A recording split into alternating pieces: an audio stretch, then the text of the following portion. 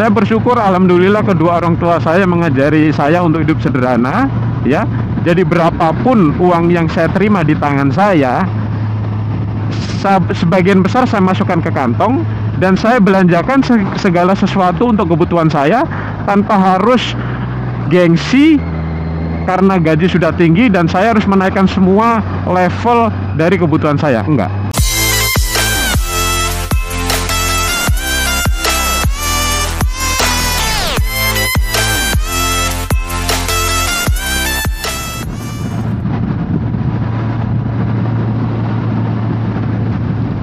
Assalamualaikum guys, jumpa lagi dengan kami ya, MBC Muscle Bike Channel.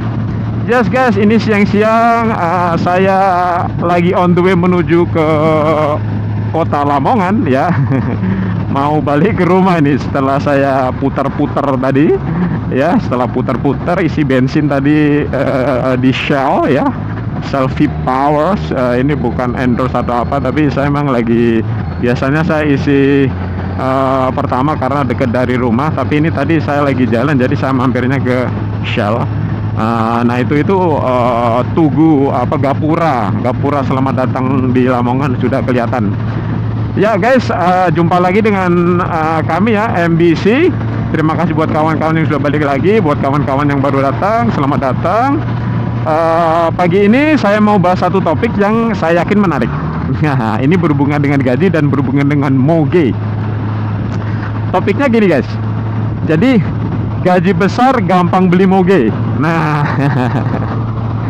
ya, gimana?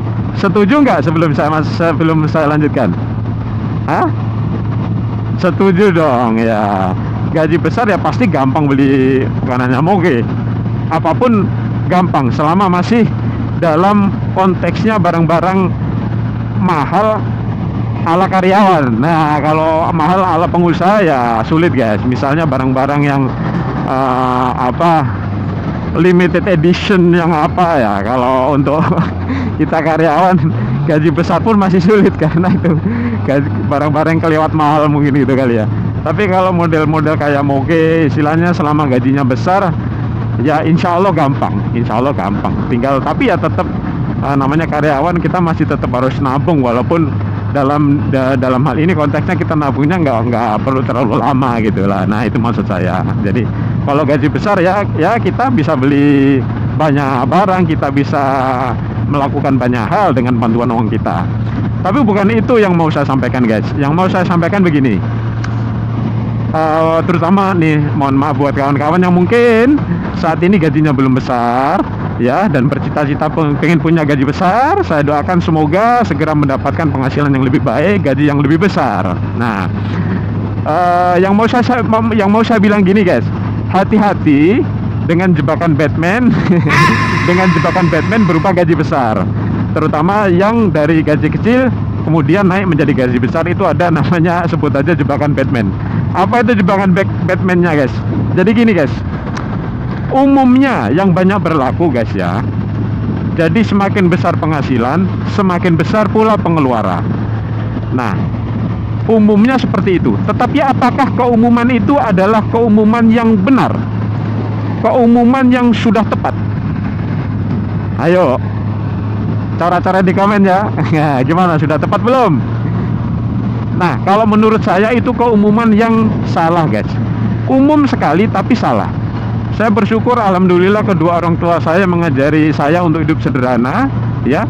Jadi berapapun uang yang saya terima di tangan saya, sebagian besar saya masukkan ke kantong dan saya belanjakan segala sesuatu untuk kebutuhan saya tanpa harus gengsi karena gaji sudah tinggi dan saya harus menaikkan semua level dari kebutuhan saya. Enggak. Saya ya tetap saya. Ketika saya bekerja dari waktu itu saya masih kerja di Sidoarjo, pindah ke Jakarta, masuk ke perusahaan minyak pertama kali saya dari perusahaan manufaktur di Sidoarjo, pindah ke perusahaan minyak di Jakarta. Saya terima gaji pertama di Jakarta, saya senyum-senyum sendiri tanpa sadar.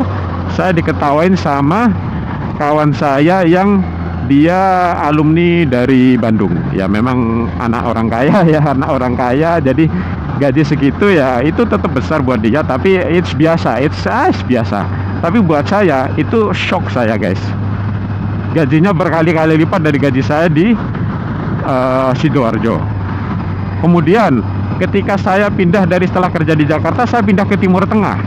Dari gaji rupiah digaji pound sterling waktu itu. Itu bukan hanya besar, naik besar, tapi naiknya nonjok guys.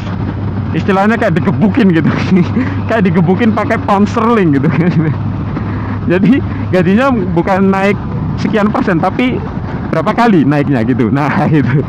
Nah tetapi guys, ketika saya kerja di Saudi ya dengan gaji pound sterling, ketika saya ke Jakarta saya makan mie ayam pinggir jalan nggak ada masalah tuh ya. Saya misalnya baju nggak harus yang branded yang apa gitu, sama aja saya beli baju di tempat yang sama, menurut saya bagus, tidak jelek-jelek amat, tidak kualitas rendah banget, tapi normal. Dan saya tidak merasa perlu mengganti dengan merek-merek yang branded, yang mahal banget, ini nggak perlu. Jadi praktis uang yang saya dapat ketika saya kerja di Jakarta, di Surabaya jauh berbeda, tetapi yang bisa saya tabung banyak. Nah, ini penting sekali buat kawan-kawan. Jangan sampai terkena jebakan Batman. Karena kalau misalnya kawan-kawan di sini gaji naik, pengeluaran naik, guys, salah satu yang mungkin kalian akan sadar tapi sudah telat adalah kalian nggak nyimpen apa-apa nanti. Bahkan nih ya, seringkali kenaikan level dari entah gaya hidup kita, barang-barang kita, itu bisa melebihi dari penghasilan kita. Karena kalau ngomong mengenai barang branded guys, itu nggak ada selesainya. Ada yang lebih mahal lagi, ada yang lebih mahal lagi, ada seterusnya yang lebih mahal. Sementara gaji kita naiknya berapa persen? Kalaupun pindah perusahaan naik, misalnya kita bisa nego dapat gaji yang bagus, tetap aja itu memang berapa persen sih gitu kan. Sementara ngikutin barang branded, ngikutin gaya hidup nggak akan selesai. Jadi ini yang mau saya sampaikan. Memang benar topik kita tadi, gaji besar gampang beli moge, itu benar. Tapi yang saya mau tekankan justru kuncinya bukan di situ. Kuncinya adalah yuk buat kawan-kawan yang mendapat keberuntungan mendapatkan gaji yang naik tinggi, ingat, saya ingetin di sini, jangan kena kultur shock, jangan kayak OKB, orang kaya baru. Jadi jangan serta-merta merubah gaya hidup menjadi yang wah, karena nanti khawatirnya itu bukan menjadi berkah, malah jadi musibah. Di samping kita tidak bisa nabung, bisa jadi kita malah tekor ya guys ya. Nah kira-kira itu yang semoga pesannya tersampaikan, semoga bisa kita ambil hikmahnya ya. Dan jangan lupa buat kawan-kawan semua yang misalnya merasa konten ini ada manfaatnya, silahkan kalau mau share dan subscribe. Sampai jumpa lagi di konten-konten selanjutnya dengan kami MBC Muscle Bike Channel. Bye.